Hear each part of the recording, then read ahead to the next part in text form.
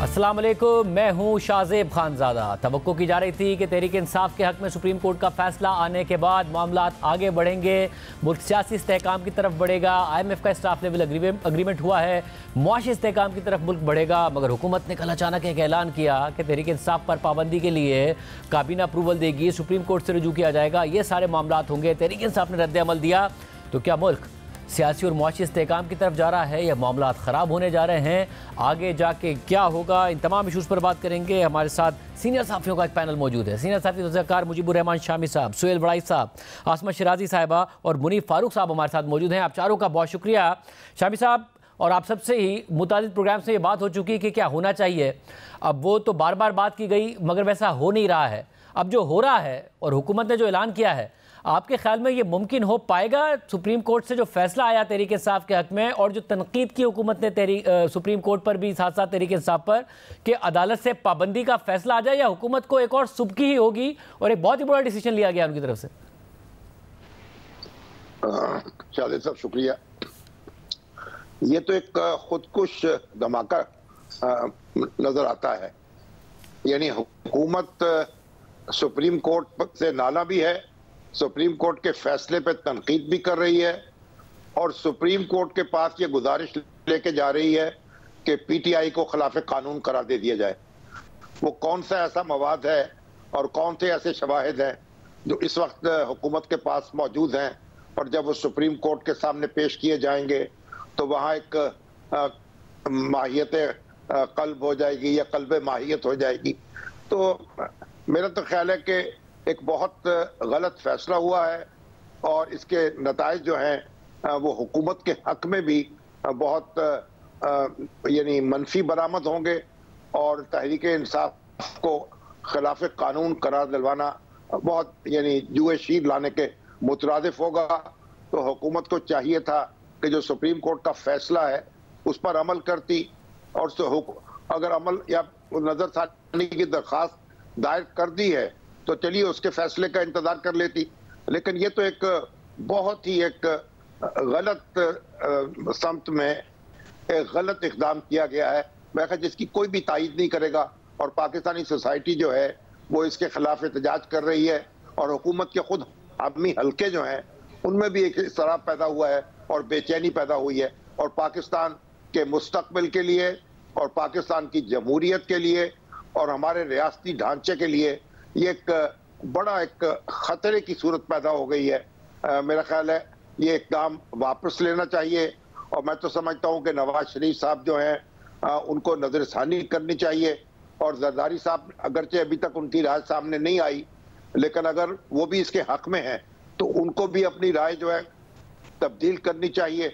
और मैं समझता हूँ कि सिविल सोसाइटी के लोगों को और मीडिया ऑर्गेनाइजेशंस को और वकला को राब्ता करना चाहिए, एक जरगा बना के पहुंचना चाहिए नवाज शरीफ साहब के पास भी और जरदारी साहब के पास भी, अगर हो सके तो आसिम मुनीर साहब के पास भी, कि उनसे गुजारिश करें, उनके सामने हाथ जोड़ें, और फिर उसके बाद जब खान साहब की बारी आए तो उनके पास भी पहुंचे कि खुदा के लिए अपने आप पर और इस पाकिस्तान पर रहम खाएं और हम पर रहम खाएं और हमें सुकून का सांस लेने दें, हमें आगे बढ़ने दें। पाकिस्तान बड़ी मुश्किलात का शिकार है। अभी तो आप देखिए बिजली का बिल जिस घर में आता है वहां सफ़े मातम पिस जाती है। रोज मुझे फोन आते हैं और लोग तड़पते हैं, बिल बुलाते हैं, और यानी एक अजीब कैफियत है। बजाय इसके हुकूमत अपनी परफॉर्मेंस बेहतर करे, लोगों को रिलीफ दे, लोगों के दिलों पर हाथ रखे, वो एक बिल्कुल दूसरे रास्ते पे चल पड़ी है जो रास्ता सलामती का रास्ता नहीं है। और खुदा के लिए इससे वापस आ जाइए और सलामती के रास्ते की तलाश कीजिए और उस पर सफर कीजिए। वड़ाई साहब, आमतौर पर हुकूमतें कन्फ्रंटेशन अवॉइड करना चाहती हैं, उन्हें बहुत कुछ डिलीवर करना होता है, कोशिश होती है कि जी अपोजिशन को किसी ना किसी तरीके से मिलाकर चला जाए। सुप्रीम कोर्ट का फैसला आता है, पार्लियामान में तहरीक इंसाफ वापस आने जा रही है और हुकूमत अचानक उस पर पाबंदी का ऐलान करती है और उसी सुप्रीम कोर्ट में जाने की बात करती है, और ज़ाहिर आईन और कानून के मुताबिक जिस पर तनकीद कर रही है, जिसके जजिस पर तनकीद कर रही है। आपके ख्याल में कोई ऐसा फैसला है जिसका आउटकम हुकूमत के हक में आ जाएगा, या अपना खुद गड़ा खोद रही है नून लीग अपने मुस्तकबिल के लिए भी, अपनी लेगेसी के लिए भी?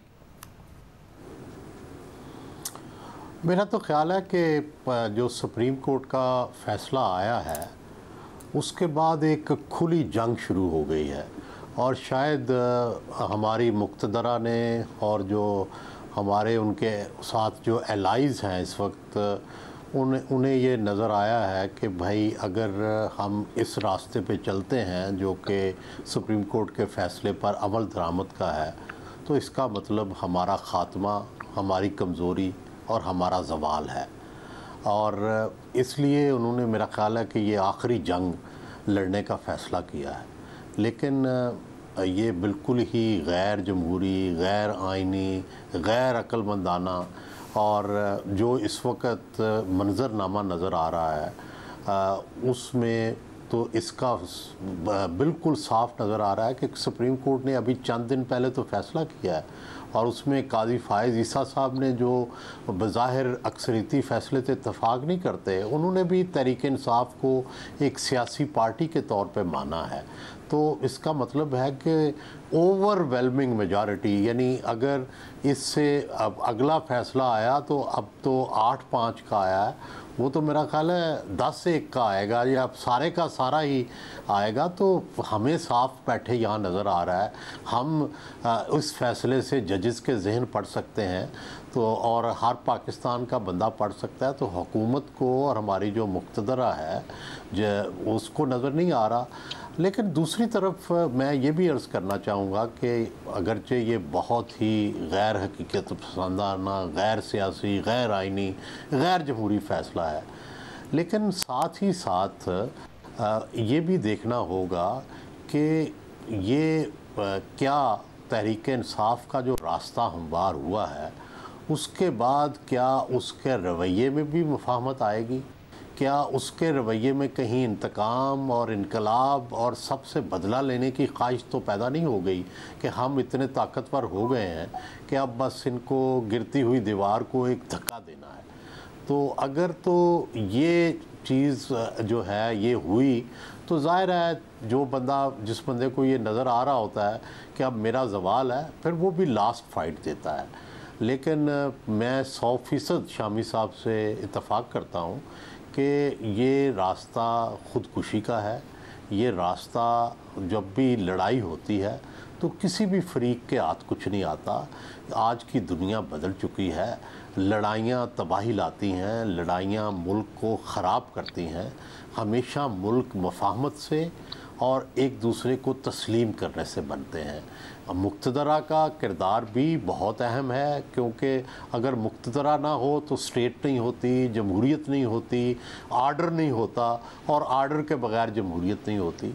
लेकिन साथ ही साथ साफ वाज़ेह है कि इस वक्त तहरीक इंसाफ जो है उसको पॉपुलैरिटी हासिल है, लोगों का मैंडेट हासिल है, और जो सुप्रीम कोर्ट है उसने एक तरह से उस फैसला दे के मैं समझता हूँ कि एक बहुत बड़ी स्पेस पैदा की है।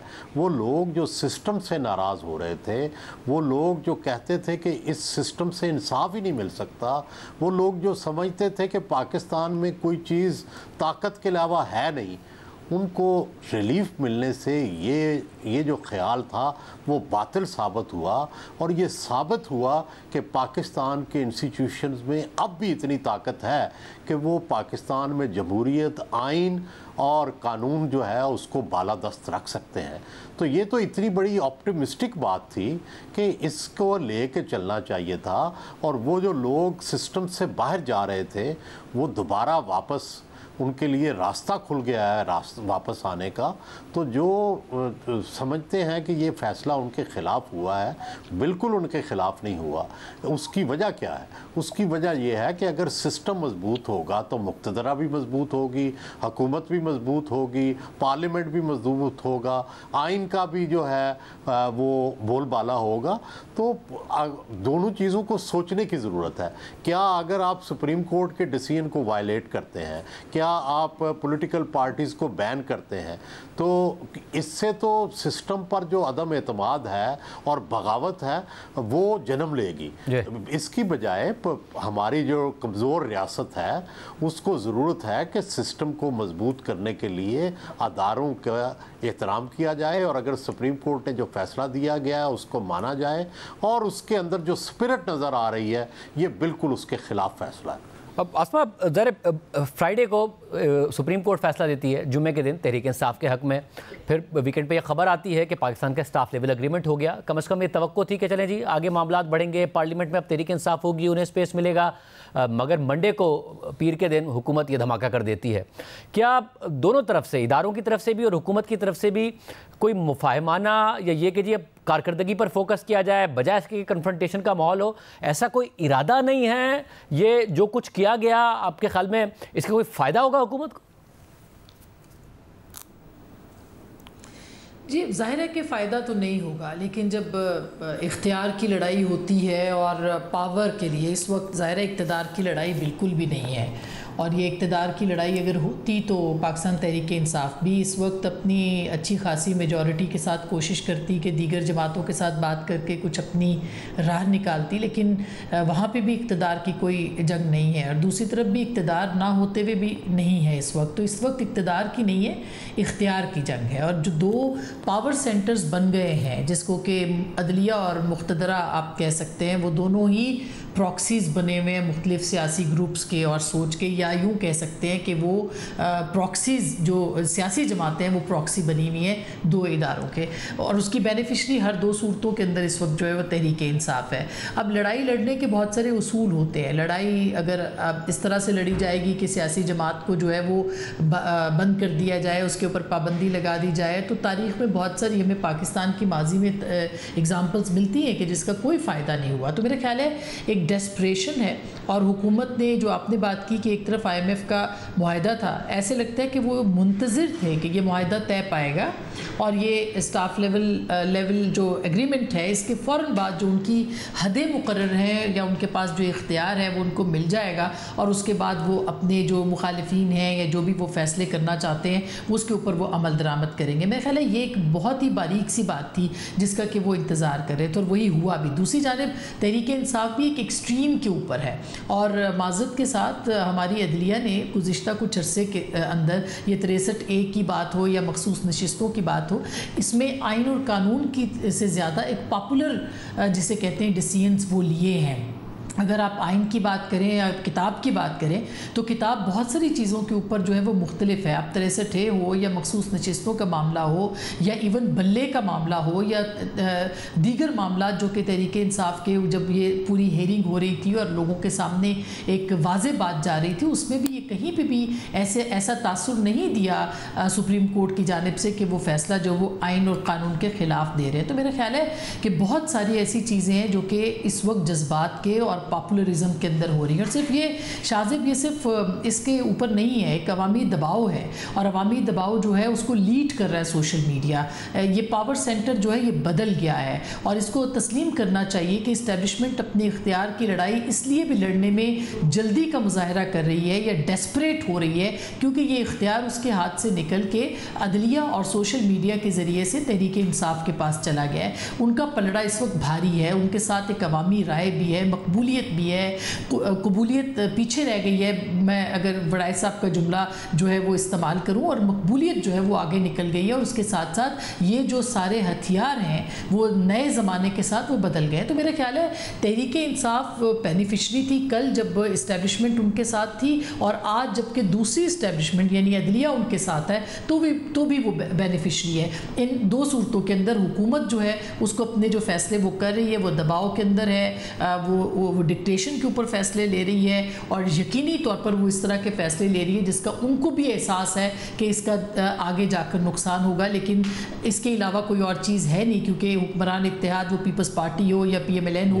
वो इस वक्त गिरदाब में फंसे हुए हैं। उस गिरदाब से निकलने के लिए वो इस तरह के उनको हथकंडे इस्तेमाल करने पड़ रहे हैं, और मेरा ख्याल है कि हर 2 सूरतों के अंदर उनको नज़र आ रहा है कि उनकी फेवर में हालात नहीं हैं इस वक्त। और मुनीब, जब ये मामला ख़राब हो रहे थे आपने बहुत सारी इनसाइड खबरें उस ज़माने में भी दी।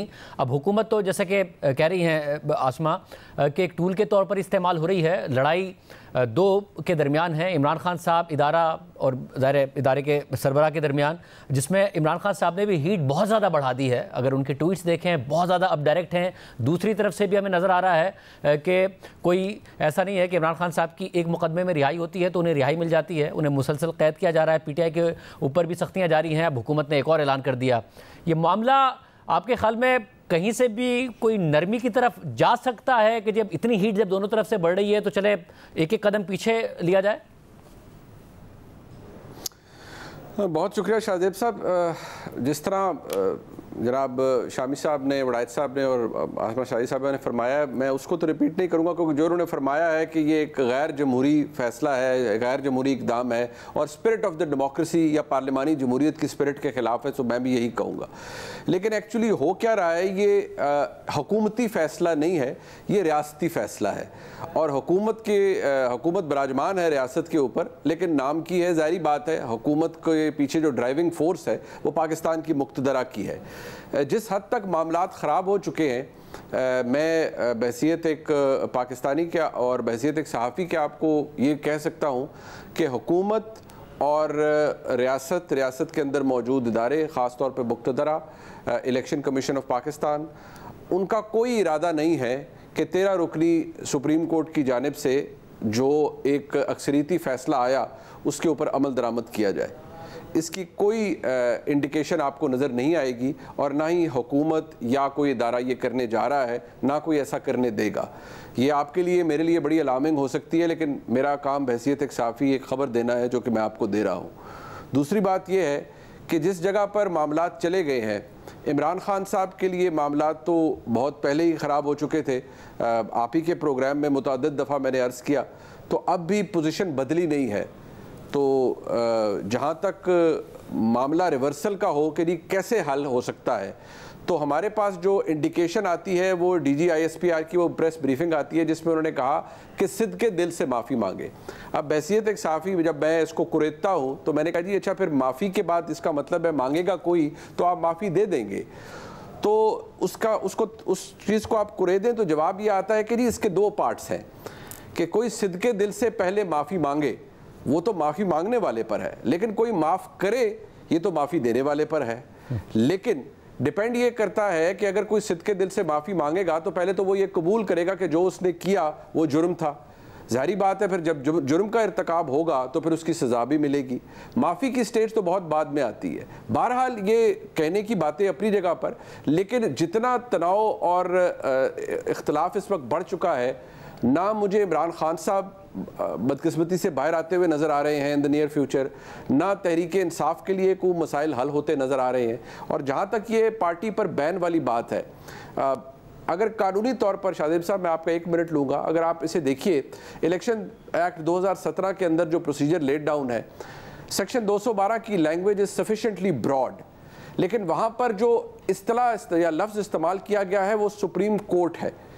वहाँ पर ना फुल कोर्ट का जिक्र हुआ है, ना नंबर ऑफ जजेस का जिक्र हुआ है।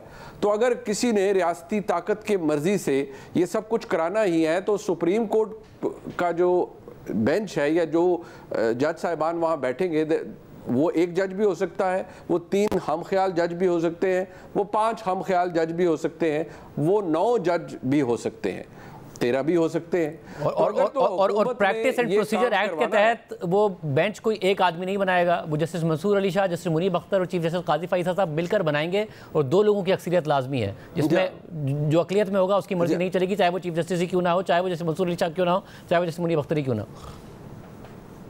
एग्जैक्टली। और वो किस तरीके से बनाया जाएगा, या ये मामला वहाँ तक जाने भी दिया जाता है या नहीं, अगर चला भी जाता है, अगर 13 जजेस बैठते हैं तो फिर तो यही लगेगा कि जी जो फैसला मखसूस नशिस्तों के हवाले से आया नतीजा वही होगा। कि यहाँ पर भी आपको एक ओवरवेलमिंग ओपिनियन ये नज़र आएगा कि जी एक सियासी जमात है, आप उसको किस बेसिस पर उड़ा रहे हैं। अगर आप देख रहे हैं कि जी आप कहते हैं साइफर को तो कोर्ट फारिग कर चुकी है बहसियत केस, लेकिन इस मामले को सिर्फ ये नहीं, इसको इस लेंस से नहीं देखा जा रहा कि ये इमरान खान साहब की एक सियासी जमात है और उनकी इस्टेब्लिशमेंट के साथ एक मुखासमत है, एक लड़ाई है। अब इसको एक नई शक्ल दी गई है कि इमरान खान या तहरीक इंसाफ और पाकिस्तान की सलामती, और तहरीक इंसाफ या इमरान खान पाकिस्तान की सलामती के साथ नहीं चल सकते। अब ये वो नैरेटिव है जिसके ऊपर मैं भी सवाल उठा सकता हूँ, आप भी उठा सकते हैं, लेकिन मैं और आप सवाल उठा सकते हैं, गलत को गलत कह सकते हैं, आवाज़ भी मुनासिब हद तक उठा सकते हैं, लेकिन हाथ में लठ उठाकर रियासत से लड़ नहीं सकते। गलत को गलत कह सकते हैं लेकिन किसी से लड़ नहीं सकते। तो जब ऐसी सूरत हाल हो तो जिसके हाथ में डंडा हो, जिसके हाथ में ताकत हो, फिर काम भी उसी का होता है, फैसले भी उसी के माने जाते हैं। और बसद एहतराम सुप्रीम कोर्ट के जज साहिबान जो अपनी जगह मौजूद हैं, अभी आसमा शाही साहबा ने कहा कि 2 पावर सेंटर्स बन गए हैं, तो मैं सबकी याद दहानी के लिए जो हमारे मुल्क में एग्जिस्टेंस है JHQ की, यानी जुडिशल हेडक्वार्टर्स की, वो तो जनाब इफ्तिखार चौधरी साहब के वक्त में उसका आगाज़ हो गया था। और फिर हमारी बेड़ियों में किस तरह हमने खुद पत्थर डाले और हमारी लुटिया डूबी, ये तो उस एक्टिविज़म को जब हमने प्रमोट किया और आके बंद करके प्रमोट किया, तो फिर इसी सुप्रीम कोर्ट के बाहर इसकी पुश्त के पीछे बैठ कर जो सियासी जमातें अपना सियासी एजेंडा चलाती थी, मुस्लिम लीग नून चलाती थी, उनको भी बाद में एहसास हुआ कि उन्होंने इस मुल्क के साथ कितनी बड़ी ज़्यादती की है। और आज जो हम देख रहे हैं वो हमारे सब के सामने। और शामी साहब, ज़रा तारीख आपने देखी है, अब तारीख में सिस्टम ख़तरे में उस वक्त पड़ा जब इदारा और मुल्क की हुकूमत वो दोनों आमने सामने आए। अब इस वक्त एक ऐसी सूरत हाल है जो बहुत ही पेचीदा है। इदारा और हुकूमत एक पेज पर हों, मगर इदारे और अपोजिशन आमने सामने हों और दोनों ही अपनी अपनी पोजीशन से पीछे ना हट रहे हों और हीट दोनों ही तरफ से बढ़ाई जा रही हो, तो क्या सिस्टम ख़तरे में पड़ता है या नहीं पड़ता है? अगर हुकूमत और इदारा एक पेज पर हो तो सिस्टम बहरहाल चलता रहेगा।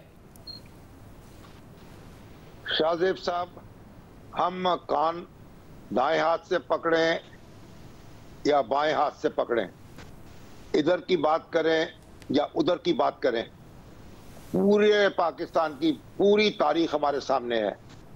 हमने कहा शेख मुजीबुर रहमान और कौमी सलामती साथ नहीं चल सकते, फिर हम शेख मुजीबुर रहमान को ऐसे टकाने लगाया कि कौमी सलामती भी साथ ही उसकी नजर हो गई। फिर हमने नारा लगाया कि भुट्टो और कौमी सलामती एक साथ नहीं चल सकते। फिर कहा कौमी सलामती वली खान एक साथ नहीं चल सकते। उससे पहले कहा कौमी सलामती और मौलाना मौदूदी एक साथ नहीं चल सकते। फिर कहा कौमी सलामती और अयूब खान साथ नहीं चल सकते। वो कौमी सलामती और मोहतरमा फातिमा जना साथ नहीं चल सकते। कौमी सलामती और जनाब नवाज शरीफ साथ नहीं चल सकते। कौमी सलामती और आसिफ अली जरदारी और बेनजीर भुट्टो साथ नहीं चल सकते। ये कौमी सलामती का इस तरह के नारे लगाकर हमने जो हुलिया बिगाड़ा है, जो उसको तार किया है और जो दाग किया है, उसको हम कब तक जो है उसको दोहराते रहेंगे और दुनिया में तमाशा बने रहेंगे कि जिसको लोग वोट देते हैं, जिसके साथ करोड़ों लोग खड़े होते हैं, वो गद्दार हो जाता है, उससे कौमी सलामती को खतरा होता है। कि हमने कैसा मुल्क क्यों है हमारा कि यहाँ जो है मेजॉरिटी जो है वो उससे खतरा होता है मुल्क को। तो तमाशा ये खत्म होना चाहिए। हमें आईन के साथ खड़े होना है। हमें और आईन जो है वो सुप्रीम कोर्ट को ये इख्तियार देता है, ये हक देता है, उसका फर्ज करार देता है कि वो कॉन्स्टिट्यूशन की तशरीह करे, फैसला करे और हर अदारा उसके फैसले का पाबंद है। ये क्या हुई बात? किसमें जरूरत है कि सुप्रीम कोर्ट का फैसला ना माने? कैसे नहीं मानेंगे? अगर रियासत जो है बाकी रखनी है कि नहीं, अगर रियासत को तार तार करना है, और मैं देख रहा हूं, मेरी आंखें क्या देख रही हैं, आप देखें आपकी पश्तून पट्टी में क्या हो रहा है, किस तरह के जज्बात उभर रहे हैं, बलूचिस्तान में क्या हो रहा है, आप सिंध में इंटीरियर में जाके देखिए क्या हो रहा है, क्या आजाद कश्मीर में, गिलगित बल्तिस्तान में हमने आंखें बंद कर ली हैं, कानों में उंगलियां दे ली हैं, हम ना सुनने को तैयार हैं ना समझने को तैयार हैं। कोई तो हमें कोई समझाए, कोई खुदा का खौफ दिलाए, कोई हमें शर्म दिलाए अपने माजी से और अपने मुस्तकबिल का एहसास दिलाए। ये क्या बात हुई कि हम चुप करके खड़े रहें और हम कहें हम तमाशाई हैं? हम इस मुल्क के शहरी हैं, इस मुल्क की हिफाजत करेंगे, इसके दस्तूर की हिफाजत करेंगे, उसके साथ खड़े रहेंगे और हम सबको खड़े होना है। सब और वड़ाई साहब आप बताइएगा, आपको लग रहा है कि एक यूनिक सिचुएशन है, पेचीदा सी सूरत हाल है, हुकूमत और इदारे नहीं आमने सामने, मगर अपोजिशन के रहनुमा इमरान खान साहब और इदारा इस हद तक हैं कि दोनों तरफ से हीट मुसलसल बढ़ रही है, तो सिस्टम खतरे में पड़ता है और ज़ाहिर अदालत के फैसले अपनी जगह पर आ रहे हैं, ये सिस्टम खतरे में नहीं पड़ता है इस सूरत हाल में? देखें, मामलात इस सत्ता तक पहुंच गए हैं कि एक दूसरे को, जिस तरह हमने भुट्टो और ज़िया के दौर में देखा था कि एक दूसरे को से ये ख़तरा पैदा हो गया था कि एक वो मशहूर हुआ था कि कब्र एक है और बंदे दो हैं। ये जो आज का जो रिएक्शन है, कल का जो रिएक्शन है, उससे तो ऐसे लगता है कि हम दोबारा उसी जगह पहुंच गए हैं और अब वही सूरत हाल है। अब देखें होगा क्या। फ़र्ज़ करें कि अगर दोनों तरफ सैनिटी प्रवेल नहीं करती, दोनों तरफ अकल, दानिश और कोई समझाने वाला नहीं आता, तो होगा क्या कि फ़र्ज़ करें अगर सुप्रीम कोर्ट और फ़ौज का आपस में इस तरह से टकराव हुआ तो सबसे ज़्यादा नुकसान तो जमहूरियत और आइन को होगा। और जैसे मुनीब साहब कह रहे हैं कि ताकतवर जो है उसके पास ये इख्तियार होता है कि अपने से कम ताकतवर को पिछाड़ दे, लेकिन क्या इसके पिछाड़ने से मुल्क का भला होगा या मुल्क का नुकसान होगा? बड़ी मुश्किल से इस मुल्क का आइन बना, बड़ी मुश्किल से ये तस्लीम हुआ कि इस मुल्क के आइन को चलना चाहिए। फ़र्ज़ करें एस्टेब्लिशमेंट जो है वो ये समझती है कि अगर हमने ये फ़ैसला माना तो अल्टीमेटली इमरान खान के इक़्तिदार का रास्ता हमवार हो जाएगा। मैं तो बतौर सियासत के एक अदना तालिब इल्म से शुरू से कहता हूँ कि इमरान खान को अगर कभी शिकस्त मिलनी है तो वो सियासत से मिलनी है, कभी इंतज़ामी हथकंडों से, कभी इस तरह की पाबंदियों से, जेलों से नहीं मिलती। और हम माजी में इस तरह देख चुके हैं, पीपल्स पार्टी ने पीपल्स पार्टी के साथ क्या क्या नहीं किया गया। लेकिन 88 में फिर जब पहला इलेक्शन आया तो पीपल्स पार्टी जीत गई बावजूद तमाम तरह हथकंडों के। तो अब भी जब भाई या तो नून सियासत करे और ऐसी सियासत करे कि इमरान को सियासत में शिकस्त दे, या मुक़्तदरा अगर इमरान खान को जो है वो चाहती थी कि वो इक़्तिदार में ना आए तो वो कुछ ऐसे सियासत में रिलीफ नून को दे देते। लेकिन नतीजा क्या हुआ कि जो आपने इलेक्शन करवाया उस इलेक्शन पर बहुत बड़े सवालात खड़े हो गए और अल्टीमेटली आप देखें कि कल को जब सुप्रीम कोर्ट में इलेक्शन के मामलात जाएंगे तो फिर मुझे तो यूँ लगता है कि वो भी इलेक्शन के मामलात भी खुल जाएंगे और जो इस वक्त रिज़ल्ट्स हैं शायद वो रिज़ल्ट भी ना रहें।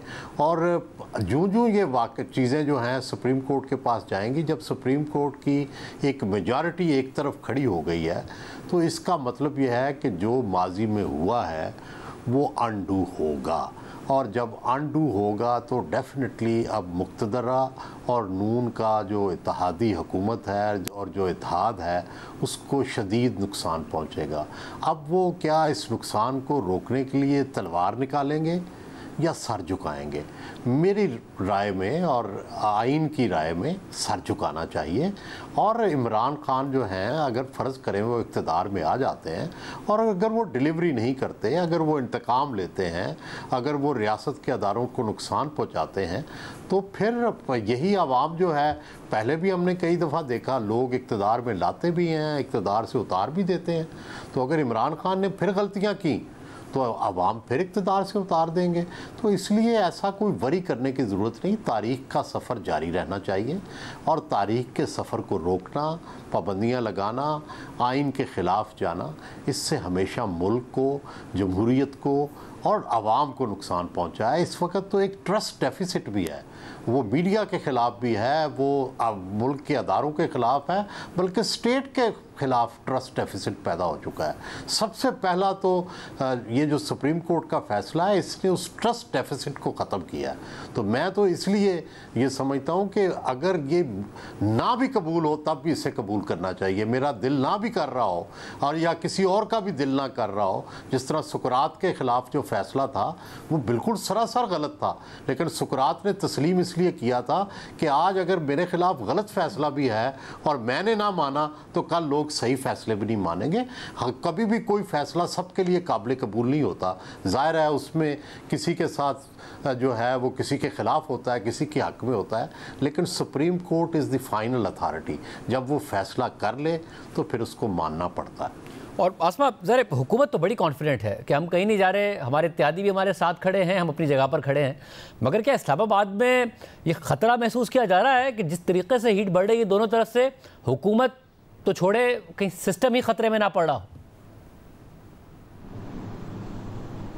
देखिए, हमारे यहाँ एक बदकिस्मती ये भी रही है कि सियासी शहादत का जो शौक़ है, यानी शौक़ सियासी शहादत, वो हमेशा से रहा है। तो सियासी जमात वो भले तहरीक इंसाफ हो जिसने कि सियासी शहादत के बाद जो कि एक आइनी शहादत थी उनकी, मगर उसके बावजूद उन्होंने इसको कैश करवाया, एक नैरेटिव बनाया, उस नैरेटिव को इतना पॉपुलर कर दिया कि वो हुकूमत जो कि चंद दिन पहले तक बिल्कुल जिसे कहना चाहिए अनपॉपुलर थी, जिसके साथ उसके लोग नहीं खड़े थे और उसको सपोर्ट नहीं दे रहे थे, वो उसके साथ खड़े हो गए। और आज भी तहरीक इंसाफ की स्ट्रेंथ जो है वो नैरेटिव बना जो कि उनके लोगों को मजबूर कर रहा है कि वो उनके साथ खड़ा हुआ। आज भी 35 लोगों ने उनके साथ जो है 1-2 दिनों के अंदर अपनी एफिलिएशन कर दी, जो कि कहा जा रहा था कि 41 में से पता नहीं कितने जाएंगे कितने नहीं कहेंगे। तो एक तो वो जो प्रो वाली सियासत है उससे ज़्यादा एंटी की तरफ चले गए। ये प्रो इमरान खान सियासत है या नहीं है, लेकिन ये एंटी इस्टेब्लिशमेंट सियासत ज़रूर है। इस बात को ज़रूर मद्देनज़र रखना भी चाहिए और इसको तस्लीम भी करना चाहिए। मेरा ख्याल है जो इसको डिनाई करेगा वो सबसे बड़ी बेवकूफ़ी करेगा। तो मेरा ख्याल है सबसे पहले तो ये बात है कि अगर ये एंटी इस्टेब्लिशमेंट नैरेटिव है तो फिर सियासी जमातों का किरदार क्या है? वो किरदार सिर्फ तहरीक इंसाफ निभा रही है या वो असल में प्रो इस्टेब्लिशमेंट होने के लिए एंटी इस्टेब्लिशमेंट बनी है, या दीगर जमातें जो कहती थी कि आइन और कानून के अंदर रह के हमें जो है वो इसका फ़ौज का सियासत से किरदार ख़त्म करना चाहिए, उनका किरदार क्या है? तो ये एक अपनी जगह पे रहेगा। बेशक इसमें कोई शक नहीं है कि पाकिस्तान तहरीक इंसाफ जो है अभी पॉपुलर उसकी बात की जा रही थी कि उनको तस्लीम करें और अदालतों को भी तस्लीम करें, लेकिन अगर अदालतों को हमने तस्लीम करना है, जो कि इस वक्त सबसे ज़्यादा पाकिस्तान की तारीख़ की बात हो रही है, पाकिस्तान की तारीख़ में इन्हीं अदालतों के गलत फ़ैसलों की वजह से पाकिस्तान यहाँ खड़ा है। जस्टिस मुनीर का फ़ैसला हो या उसके बाद के फ़ैसले हों, 63A का फ़ैसला हो या दीगर फ़ैसले हों, तो ये बहुत सारे गलत फ़ैसलों की भेंट पाकिस्तान चढ़ा है।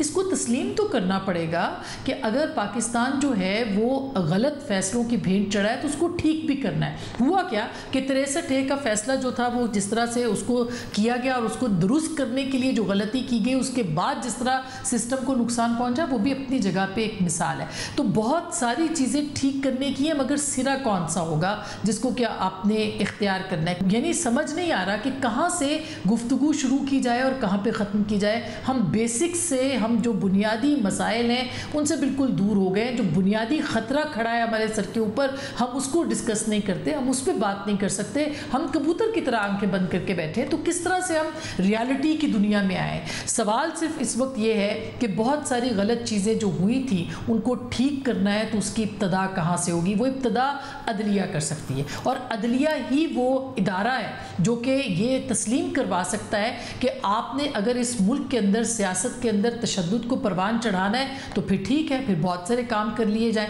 लेकिन और उस 9 मई के वाक़यात को भी तस्लीम कर लिया जाए। असल बात यह है कि अब अगर हुकूमत ये काम कर रही है तो उन्होंने इतने देर के बाद उसको एहसास क्यों किया? ये वाक़या उस वक्त क्यों ना हो गया जब बिलावल भुट्टो भी कह रहे थे कि सियासत में तशद्दुद को ख़त्म करना है और सियासी जमात अगर सियासी नहीं है तो उसको दहशतगर्द डिक्लेयर करना चाहिए, और मौलाना फजल रहमान भी कह रहे थे कि अगर ये सियासत के पर्दे में दहशतगर्दी होगी तो हमें इसको इजाज़त नहीं देनी चाहिए। अब क्यों? क्या ये हमेशा जो देर से याद आने वाला मुक्का है उसको अपने ही मुंह पे मार लेना चाहिए कि इस वक्त के जो फैसले हैं वो टाइमिंग के एतबार से गलत है? इस वक्त बिल्कुल उसको नहीं देखा गया कि पब्लिक पल्स क्या है, पब्लिक के मसाइल क्या हैं, उनकी परेशानियाँ क्या हैं। लेकिन हैविंग सेड दैट, वो जो माहौल है उसको तस्लीम करना पड़ेगा कि जो गलत, अगर तहरीक इंसाफ गलत सियासत कर रही है तो उसको भी टोकना पड़ेगा, गलत फैसले करिए तो उसको भी रोकना पड़ेगा, और इस्टेब्लिशमेंट अपने इख्तियार की जंग में अगर और नुकसान करना चाहती है तो उसको भी रोकना पड़ेगा। मुनीब, क्या वाकई आपने ज़रा डंडे की बात की थी, हिस्टोरिकली पाकिस्तान में डंडे ने काम भी किया है, मगर एक ऐसा वक्त भी आया है कि डंडे को पीछे हटना पड़ा है।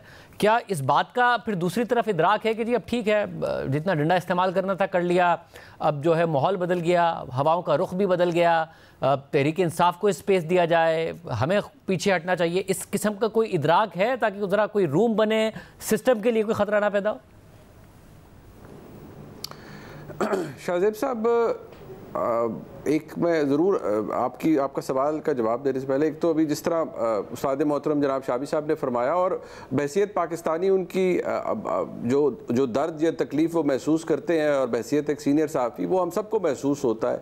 गुजारिश ये है कि कोई अगर ये कहता है कि हमने अमल दरामद नहीं करना, तो मेरे और आपके पास तो एक रीसेंट एग्जाम्पल है कि इसी सुप्रीम कोर्ट ने कहा कि इलेक्शन करवाएं एक ख़ास वक्त में, नहीं हुए इलेक्शन, किसके कहने पर नहीं हुए, किसकी मर्जी से नहीं हुए, लेकिन नहीं हुए। शाहजेब खानज़ादा ने अपने प्रोग्राम किए, आवाज़ उठाई, शामी साहब ने अपने प्रोग्राम किए, कॉलम लिखे, आवाज़ उठाई, वड़ाइद साहब ने भी ऐसा किया, मोहतरमा आसमा शराजी साहबा ने भी ऐसा किया, मैंने भी किया, लेकिन हम इससे ज़्यादा कुछ कर नहीं पाए और हम यही कर सकते हैं। तो जिन्होंने करना था उन्होंने किया।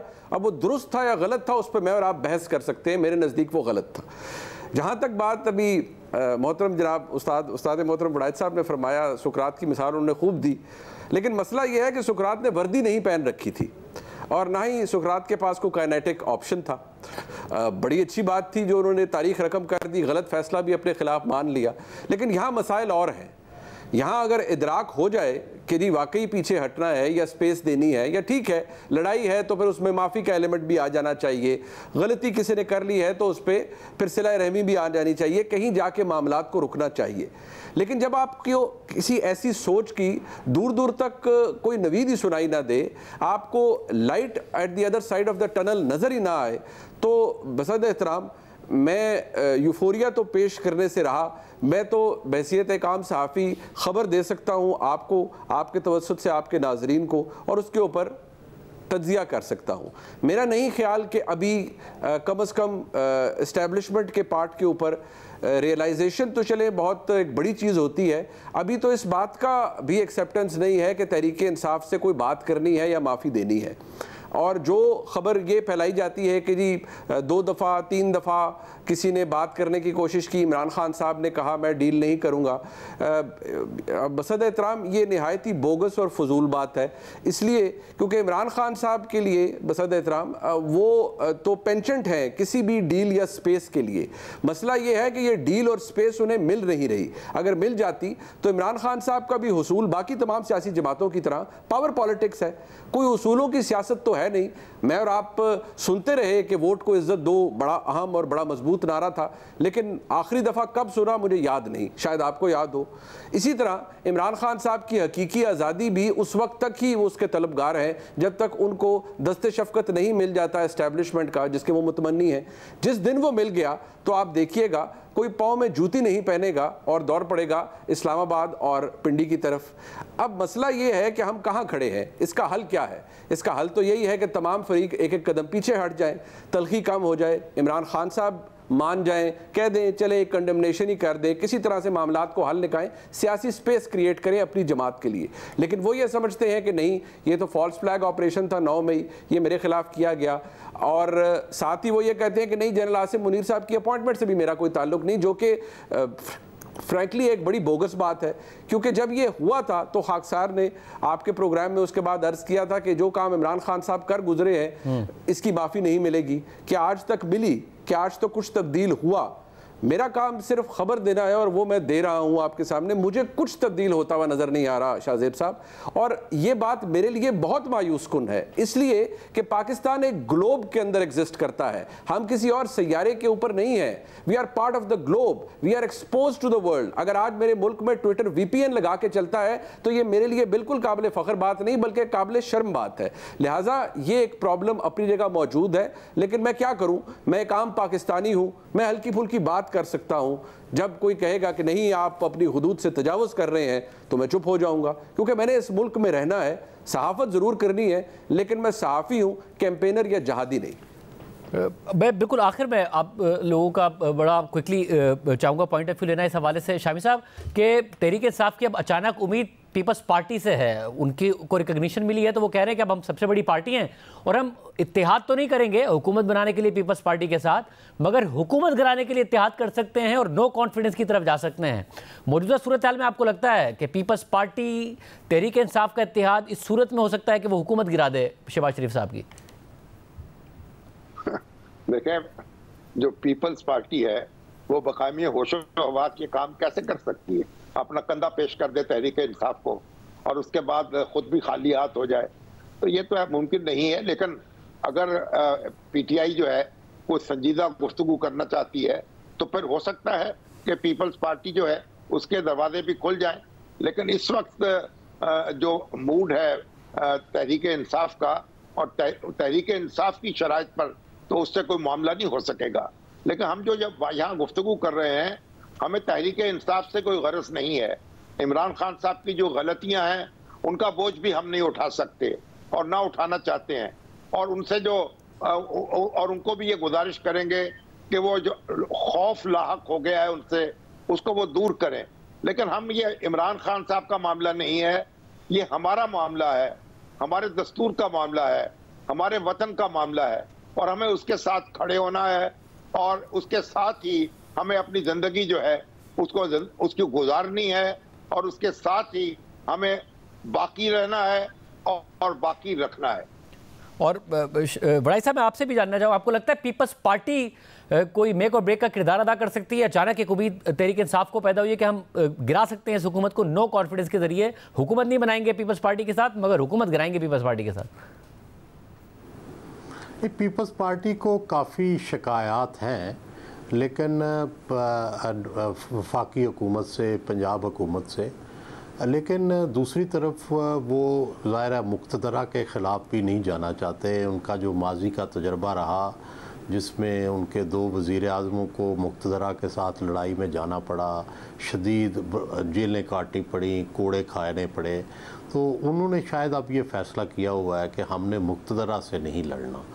तो इसलिए अगर तो देखें, मुक़्तदरा जो है वो अगर नून को सपोर्ट करती है तो पीपल्स पार्टी मेरा ख़्याल है कि मुक़्तदरा के ख़िलाफ़ जाकर जो है वो नून से इत्तेहाद नहीं तोड़ेगी। वो कोशिश करेंगे कि ये मामला चलता रहे। हाँ, कल को कोई अगर पीटीआई के साथ मुक़्तदरा की बातचीत होती है तो फिर पीपल्स पार्टी भी बदल सकती है, फिर तो मामलात ही मफाहमत की तरफ जाएंगे, तो फिर तो सिचुएशन बदल सकती है। लेकिन इस सिचुएशन में कि जब मुक़्तदरा जो है वो इमरान खान के ख़िलाफ़ कार फरमा हो, पीपल्स पार्टी क्यों अपने आप को मुश्किल में डाले या विक्टिम बने? अस्मा, आप बताइएगा, कोई ऐसा स्टेटमेंट नहीं आता, मुख्तलिफ ऐसे हालात व वाक़यात हैं पीपल्स पार्टी की तरफ से, जो हुकूमत के स्टेप्स हैं, इत्तेहाद हुकूमत का हिस्सा नहीं है मगर इत्तेहादी ज़रूर है। क्या ऐसा हो सकता है कि तहरीक इंसाफ की उम्मीद बर आए और पीपल्स पार्टी तहरीक इंसाफ के साथ मिलकर हुकूमत गिराए? जी, मुझे तो इसका इम्कान नहीं लगता शाहजेब। उसकी वजह यह है कि पीपल्स पार्टी ने एक कोशिश की थी और उसके बाद पीपल्स पार्टी को बहुत बुरी तरह से झुटलाया गया, और आपने देखा कि उसके बाद फिर ये कहा भी गया कि 2 जमातों से बातचीत नहीं होगी। और मेरा ख्याल है इमरान खान साहब इंटरेस्टेड ही नहीं है इस वक्त कि वो किसी भी तरीके से जो पावर पॉलिटिक्स है, इस तरह की पावर पॉलिटिक्स और पार्लियामेंट की जो पॉलिटिक्स है उसका वो हिस्सा बने। वो एक ही चीज़ में इंटरेस्टेड नज़र आते हैं और वो ये है कि इख्तियार उनके पास हो और मुकम्मल उनके पास हो, उनकी टर्म्स के ऊपर बात की जाए, उनकी टर्म्स के ऊपर बाहर आया जाए। और इसी तरह से ज़ाहिर है कि सिस्टम जो है वो एक डेडलॉक का शिकार रहेगा। इसी तरह से अगर वो बात नहीं करते, इसमें कोई दो राय नहीं कि अगर इमरान खान साहब बात नहीं करेंगे तो फिर कोई भी बात नहीं करेगा। बेशक वन साइडेड बात होती रहे, लेकिन जब तक पाकिस्तान तहरीक इंसाफ की तरफ से इमरान खान साहब से बात नहीं होगी तब तक कुछ भी नहीं होगा। और ऐसा होता हुआ मुझे कम अज़ कम मुस्तकबिल में नज़र नहीं आता, क्योंकि वो अगर बात करेंगे तो वो माइनस आसिम मुनीर साहब इस्टेब्लिशमेंट से बात करेंगे, और अगर वो सियासतदानों से बात करेंगे तो वो माइनस नवाज शरीफ और आसिफ अली जरदारी बात करना चाहेंगे। और इस तरह की जो चीज़ है वो एक तरह से डेडलॉक की तरफ लेके जाती है। उनको इस वक्त पूरी तरह से सिस्टम के अंदर से उम्मीद नज़र आती है अदलिया के ज़रिए से।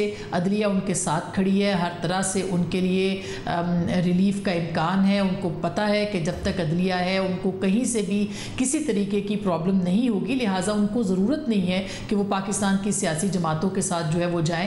एक तरह से पैरेलल सिस्टम जिसे हम कह रहे हैं पहले से, उनको वो उनकी फेवर में है। वो इस्टेब्लिशमेंट जो दूसरी तरह की इस्टेब्लिशमेंट है, वो जुडिशल इस्टेब्लिशमेंट हम कह सकते हैं, वो उनके साथ है और इस बात का उनको यकीन है। तो मुझे नहीं लगता कि मुस्तक़बिल करीब में वो इधर जाएंगे। उनको एक सुरखरू होकर वो बाहर निकलना चाहेंगे और पूरे तुम तराक के साथ वो इक़्तिदार में आना चाहेंगे। इस तरह के इक़्तिदार में मुझे नहीं लगता कि वो आएंगे। मुनीब, आप बताइएगा, इमरान खान ने तो एक नए इलेक्शन का मुतालबा कर दिया है, मगर तहरीक इंसाफ ये भी कह रही है कि हम हुकूमत गिराएंगे और फिर नए इलेक्शन की तरफ जाएंगे, बजाय इसके खुद हुकूमत में आए। कोई इसका इम्कान नजर आता है इन-हाउस तब्दीली का? शाहजेब साहब, ये हुकूमत और सारा निज़ाम अस्करी टेप से जुड़ा हुआ है और जब ज़ाहिरी बात है इस तरह का एडहेसिव इस्तेमाल किया जाए तो वो सिर्फ उसी सूरत में खुलता है जब उसको डिक्रिप्ट किया जाए, और डिक्रिप्शन का जो कोड है वो हुकूमत के पास अपने पास भी नहीं है, वो जहाँ होता है वहाँ पर महफूज है। लिहाजा अगर इस इमरान खान साहब की पहली हुकूमत हाइब्रिड थी तो फिर आपने PDM 1 की सूरत में हाइब्रिड प्रो वर्जन देखा, अब जो है वो हाइब्रिड प्रो मैक्स वर्जन है। लिहाजा इसकी मैन्युफैक्चरिंग भी वहीं पर है, इसका डिक्रिप्शन कोड भी वहीं पर मौजूद है और ये उतनी ही मजबूत है। इसमें जितने भी लोग शामिल हैं, यानी पाकिस्तान पीपल्स पार्टी, आपका प्रोग्राम रिकॉर्ड होने तक मैं ढूंढ रहा था, मुझे कोई ऐसी स्टेटमेंट बिलावल साहब के तरफ से या जनाब आसिफ जरदारी साहब की तरफ से नहीं मिली कि सियासी जमातों पर पाबंदी लगाना जमहूरियत के खिलाफ है और नहीं होना चाहिए। अगर आ गई तो मैं खुश हो जाऊँगा, महज लिप सर्विस होगी, ना ही मुत्तहदा कौमी मूवमेंट की जानिब से ऐसा कुछ आएगा। लिहाजा वही होगा, जिस तनख्वाह पर सारे काम कर रहे हैं वो चलेगा। जब मर्जी होगी तो बहुत कुछ बदल जाएगा, जिस तरह पहले बदलता रहा है। बहुत शुक्रिया। पैनलिस्ट की तफसीली राय आपने इस हवाले से सुनी है। पाकिस्तान की जो सियासी सूरत हाल है उस पर बहुत से सवालात उठ रहे हैं, बहुत से अंदेशे हैं जो नज़र आ रहे हैं। प्रोग्राम में आगे बढ़ते हैं। गजा में इसराइली फोर्सेस की बर्बरियत गुज़िश्ता 10 माह से मुसलसल जारी है और अब तक 38,000 से ज़ायद फ़लस्तीनी शहीद हो चुके हैं और गजा पट्टी का कोई भी कोना फ़लस्तीनियों के लिए महफूज नहीं है। पूरे गजा में इसराइली फोर्सेस की कार्रवाइयाँ कम होने के बजाय मज़ीद शिद्दत इख्तियार कर रही हैं। इसराइल अपने ही मुतय्यन करदा सेफ जोन्स को तशद्दुद का निशाना बना रहा है, स्कूलों में पनाह लेने वाले फ़लस्तीनियों को मार रहा है, बमबारी कर रहा है, अस्पतालों में कार्रवाइयाँ कर रहा है और हर दूसरे दिन गजा के शहरियों को अपनी जान बचाने के लिए एक जगह से दूसरी जगह नकल मकानी करने पर मजबूर कर रहा है। लेकिन इसराइल के जंगी जुनून में कोई कमी आने का नाम नहीं ले रही है। गजा पर इसराइली जारियत का ये सिलसिला गुज़िश्ता साल अक्टूबर में शुरू हुआ था और उसके आगाज़ से ही अमरीका इसराइल के दिफा में भरपूर तरीके से खड़ा है और उससे फ़ौजी इमदाद फराम कर रहा है और उसकी भरपूर सरपरस्ती कर रहा है। मगर ये सब के बावजूद इसराइल अमरीका में 5th जनरेशन वॉरफेयर के ज़रिए मज़ीद हिमायत बढ़ाने की कोशिश में मसरूफ़ है। और इस सिलसिले में गुज़िश्ता दिनों ये इंकशाफ हुआ था कि इसराइल गजा में अपनी जारियत के बारे में अमरीकी कानून साज़ों और अवाम को गुमराह करने के लिए गुज़िश्ता साल से एक खुफिया मुहिम चला रहा है। इस हवाले से गुज़िश्ता दिनों अमरीकी अखबार द न्यूयॉर्क टाइम्स की एक चौंका देने वाली रिपोर्ट भी मंजर आम पर आई थी, जिसके मुताबिक इसराइल ने गुज़िश्ता साल अमरीकी कानून साज़ों और अमरीकी अवाम को सोशल मीडिया पर प्रो इसराइल पैगामात के ज़रिए इन्फ्लुएंस करने के लिए एक मुनज़्ज़म मुहिम चलाई, जिसका मकसद गजा में उसके इक़दामात के लिए अमरीकी हिमायत में इजाफा करना था। इस खुफिया मुहिम में शामिल इसराइल के सरकारी हुकाम और दस्तावेज़ात के मुताबिक ये मुहिम इसराइल की वजारत बराए डायस्पोरा अफेयर्स ने चलाई। इस वजारत का बुनियादी काम दुनिया भर के यहूदियों को इसराइली रियासत से जोड़ना है। हुकाम और दस्तावेज़ात के मुताबिक वजारत ने ऑपरेशन के लिए तकरीबन $2 मिलियन मुख्तस किए और इस मकसद के लिए इसराइल की एक पॉलिटिकल मार्केटिंग फर्म स्टोइक की खिदमात हासिल की गई। ये मुहिम गुज़िश्ता साल अक्टूबर में शुरू हुई थी और सोशल मीडिया प्लेटफॉर्म एक्स पर अभी तक जारी है। इस मुहिम के दौरान सैकड़ों जाली सोशल मीडिया अकाउंट्स का इस्तेमाल किया गया, जो एक्स, फेसबुक और इंस्टाग्राम पर अपने आप को अमरीकियों के तौर पर जाहिर करके प्रो इसराइल तबसरे पोस्ट करते थे। रिपोर्ट के मुताबिक इस तरह की पोस्ट बनाने के लिए मसनूई ज़हानत वाले चैटबॉट ChatGPT का इस्तेमाल किया गया है। अमरीकी कानून साज खास तौर पर सियाह फार्म डेमोक्रेट्स इन अकाउंट्स का खास टारगेट थे। रिपोर्ट में मज़ीद इंकिशाफ किया गया है कि इस मुहिम के दौरान अंग्रेज़ी ज़बान में 3 जाली न्यूज़ वेबसाइट्स भी बनाई गईं जो प्रो इसराइल तहरीरें शाया करती थीं। रिपोर्ट के मुताबिक इसराइल की मिनिस्ट्री ऑफ डायस्पोरा अफेयर्स के 4 मौजूदा और साबिका अरकान ने मुहिम में इसराइली हुकूमत के इन्फ्लुएंस की तस्दीक की है, जबकि डिसइंफॉर्मेशन के हवाले से कायम एक Israeli watch dog fake reporter ने इस मुहिम की मार्च में निशानदेही की थी। अमेरिका काफी अरसे से इसराइल का करीब तरीन इत्तेहादी है। अमेरिकी सदर जो बाइडेन ने हाल ही में इसराइल के लिए 15 अरब डॉलर्स की फौजी इमदाद भी जारी की थी, लेकिन गजा तनाज़ा बहुत से अमरीकियों में गैर मकबूल रहा है और अमरीकियों ने बाइडेन से गजा में सिविलियन हलाकतों के पेश नज़र इसराइल की हिमायत वापस लेने का मुतालबा किया। इसराइल की यह खुफिया मुहिम इस बात की भी निशानदेही करती है कि इसराइल गजा जंग पर अमरीकी राय को मुतासिर करने के लिए किस हद तक जाने के लिए तैयार था। सोशल मीडिया माहिरीन के मुताबिक ये इसराइली हुकूमत की जानिब से अमरीकी हुकूमत पर असरअंदाज होने की मुहिम चलाने का पहला डॉक्यूमेंटेड केस है। अगरचे इस तरह की हुकूमती हिमायत याफ्ता मुहिमें गैर मामूली नहीं हैं, लेकिन आमतौर पर उन्हें साबित करना मुश्किल होता है। ईरान, शुमाली कोरिया, चीन, रूस और अमेरिका के बारे में ख्याल किया जाता है कि वो पूरी दुनिया में इस तरह की कोशिशों की हिमायत करते हैं, लेकिन वो ज़्यादातर ये काम निजी कंपनियों को आउटसोर्स करके या किसी तीसरे मुल्क के जरिए चलाकर अपनी शमूलियत को खुफिया रखते हैं। इस हवाले से फेक रिपोर्टर की एग्जीक्यूटिव डायरेक्टर का कहना है कि इस मुहिम में इसराइल का किरदार लापरवाह और मुमकिन तौर पर गैर मौसर है। रिपोर्ट में मजीद कहा गया है कि इसराइली वजारत ने इस मुहिम में मुलविस होने की तरदीद करते हुए कहा कि उसका मार्केटिंग फर्म स्टोइक से कोई ताल्लुक नहीं है, जबकि स्टोइक ने इस मामले पर बात करने से इनकार कर दिया है। मेटा और ओपन AI का कहना है कि इस मुहिम का कोई बड़ा असर नहीं पड़ा, जबकि फेक रिपोर्टर के मुताबिक फेसबुक, इंस्टाग्राम और एक्स पर इन जाली अकाउंट्स के तकरीबन 40,000 फॉलोअर्स थे, मगर इन फॉलोअर्स की अक्सरियत बॉट्स पर मुश्तमिल थी, जिसकी वजह से उनका सामीन पर कोई असर नहीं पड़ा। इसराइली हुक्काम और दस्तावेज़ात के मुताबिक ये ऑपरेशन गजा जंग के बाद अक्टूबर में ही शुरू हो गया था। दी टाइम्स ने ऐसे पैगामात को देखा है जो दर्जनों इसराइली टेक स्टार्टअप्स को ईमेल्स और व्हाट्सएप के जरिए मौसूल हुए, जिनमें उन्हें जंग के दौरान इसराइल के लिए डिजिटल सिपाही बनने के लिए होने वाली अर्जेंट मीटिंग्स का हिस्सा बनने की दावत दी गई थी। उन पैगामात में से मुतअद्दिद इसराइली हुकूमत के एहलकारों की तरफ से भेजे गए थे, जबकि दीगर टेक स्टार्टअप्स और इंक्यूबेटर्स की तरफ से आए थे। पहली मीटिंग अक्टूबर के वस्त में तेल अवीव में हुई थी और मीटिंग में शामिल 3 शुरा ने बताया कि यह गैर रस्मी इज्तिमा था, जहां इसराइली जंगी कोशिशों में रजाकाराना तौर पर अपनी तकनीकी महारतें पेश कर सकते थे। जबकि शुरा ने मजीद बताया कि मीटिंग्स में कई इसराइली वजारतों के अरकान ने भी शिरकत की थी। मीटिंग्स की रिकॉर्डिंग्स के मुताबिक शुरा को कहा गया कि वो अपने मुल्क की खातिर डिजिटल कैंपेन्स चलाकर इसराइल के जंगजू बन सकते हैं। दी टाइम्स को मौसूल एक पैगाम के मुताबिक इस मुहिम के लिए तकरीबन $2 मिलियन मुख्तस किए गए थे। इसराइली अहदेदारों के मुताबिक इस मुहिम के लिए वजारत ने Israeli political marketing firm stoic की खिदमत हासिल की थी, जबकि एक अहदेदार का इस हवाले से कहना था कि इजाफी मुहिम चलाने के लिए मुमकिन तौर पर दीगर कंपनियों की खिदमत भी हासिल की गई थी। इस कैंपेन में शामिल अक्सर जाली अकाउंट्स ने अपने आप को फर्जी अमरीकी तलबा, मुतल्लिका शहरियों और मकामी हलकों के तौर पर जाहिर किया। जाली अकाउंट्स ने गजा जंग में इसराइल की हिमायत में लिखे जाने वाले आर्टिकल्स और अदाद शुमार को शेयर किया। फेक रिपोर्टर के एक तज्ज़िये के मुताबिक ये ऑपरेशन 1 दर्जन से ज़ायद अमरीकी कानून साजों पर मरकूज़ था, जिनमें अक्सर सियाफाम डेमोक्रेट्स थे। अमरीकी कांग्रेस में डेमोक्रेट नुमाइंदे रिची टोरेस, जो इसराइल के हक़ में खुलकर बोलते हैं, इन अकाउंट्स ने उन्हें निशाना बनाया। रिची टोरेस की जानिब से गुज़िश्ता साल 8 दिसंबर को एक्स पर फायर सेफ्टी से मुताल्लिक किए गए पोस्ट के जवाब में कुछ जाली अकाउंट्स ने लिखा कि हमास इस तनाज़े का जिम्मेदार है। इस पोस्ट पर जो हैशटैग इस्तेमाल किया गया उसमें लिखा गया था कि यहूदियों पर जुल्म हो रहा है। फेक रिपोर्टर के तज्ज़िये के मुताबिक मुहिम के दौरान 3 जाली न्यूज़ वेबसाइट्स भी बनाई गईं, जो जंग से मुताल्लिक प्रो इसराइल मौक़िफ़ के लिए CNN और दी वॉल स्ट्रीट जर्नल जैसे आउटलेट्स से मवाद चुराकर दोबारा छापते थे, जिसके बाद रेडिट पर जाली अकाउंट्स इन जाली न्यूज़ वेबसाइट्स के लिंक्स को प्रमोट करते थे। न्यूयॉर्क टाइम्स ने लिखा कि इसराइल की यह कोशिश काफ़ी सुस्त और गैर जिम्मेदाराना थी। अक्सर जाली अकाउंट्स में इस्तेमाल होने वाली प्रोफाइल पिक्चर्स उन अकाउंट्स की अफसानवी शख्सियात से मिलती तक नहीं थी। मिसाल के तौर पर 2 मौके पर यह बात सामने आई कि एक अकाउंट जिसने एक सियाफाम शख्स की तस्वीर लगाई है वो एक दरमियानी उम्र की यहूदी खातून के तौर पर पोस्ट कर रही थी। इसी तरह 118 पोस्ट ऐसी हैं जिनमें जाली अकाउंट्स ने इसराइल की हिमायत में आर्टिकल शेयर किए थे। उन सब में एक ही जुमला सामने आया कि मुझे इस नई मालूमात की वजह से अपनी राय का दोबारा जायजा लेना होगा। जबकि इस हवाले से मेटा और ओपन AI ने रिपोर्ट्स भी शाया की, जिनमें इस मुहिम को स्टोइक से मंसूब किया गया था। मेटा ने कहा कि उसने ऑपरेशन से मुंसलिक 510 Facebook accounts, 11 Facebook pages, 32 Instagram accounts और एक फेसबुक ग्रुप को ख़त्म कर दिया है। जबकि ओपन AI ने कहा कि स्टोइक ने ख्याली शख्सियात की सवाने उम्री तख्लीक की थी, जिसका मकसद सोशल मीडिया प्लेटफॉर्म्स पर जाली अकाउंट्स को असली जाहिर करना था, जो इसराइल, कनाडा और अमेरिका में इस्लाम मुखालिफ पैगामात पोस्ट करने के लिए इस्तेमाल किए जाते थे। इसी तरह अपने लिंक्डइन पेज पर स्टोइक ने AI की हिमायत याफ्ता मुहिम चलाने की अपनी सलाहियतों की तशहीर की और इस हवाले से काफ़ी पोस्ट भी की थी, लेकिन कुछ अर्से पहले स्टोइक ने इन पोस्ट को अपने लिंक्डइन पेज से हटा दिया था। आज की प्रोग्राम में इतना ही। दीजिए, अल्लाह हाफ़िज़।